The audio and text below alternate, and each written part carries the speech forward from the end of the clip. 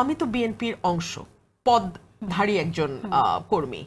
আমি কি চাঁদাবাজি নিয়ে অন এয়ার কথা বলি নাই? 4,500 বহিষ্কার আমরা করি নাই? আমাদের চাঁদাবাজের অভিযোগে বহিষ্কৃত নেতারা কেউ কেউ কি জামাতে ইসলামে গিয়ে ফুলের মালা দিয়ে বরণ করে নেওয়া হয় নাই? সেই খবরও তো আমরা গণমাধ্যমে এসছে। 650-র উপর কিন্তু জামাতও বহিষ্কার করেছে। আমি আপনাকে বলবো, এই যে বিএনপির 4,500 বহিষ্কার বা 4,000 বহিষ্কার আর জামাতে একজনও বহিষ্কার, দুটোর মধ্যে কিন্তু অনেক পার্থক্য। কেন পার্থক্য? কারণ বিএনপি একটা বিরাট দল, অ্যাকোমোডেটিভ পার্টি। আমি শুরুতেই বলছি, সবাই মনে করে বিএনপি নির্বাচন হলেই ক্ষমতায় যাবে, সকলেই বিএনপির সঙ্গে আসতে চায়, থাকতে চায়, মনে করে যে দুদিন পর নির্বাচন হলে ক্ষমতায় যাবে। সো নানান রকমের মানুষের একটা বড় মেলা হচ্ছে বিএনপি।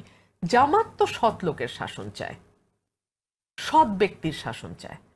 তাদের এখানে কি করে 650-র উপরে চাঁদাবাজির জন্য বহিষ্কার হয়ে যায়, তাই না?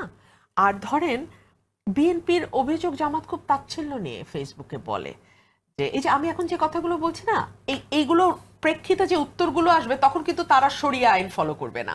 শরিয়া আইনে আপনি একজন অচেনা অজানা নারী সম্পর্কে, যার ব্যাপারে আপনি কিচ্ছু জানেন না, একদম কিচ্ছু জানেন না, যা তা বলে ফেলবেন, এটা কিন্তু শরিয়া আইনে এইভাবে হয় না।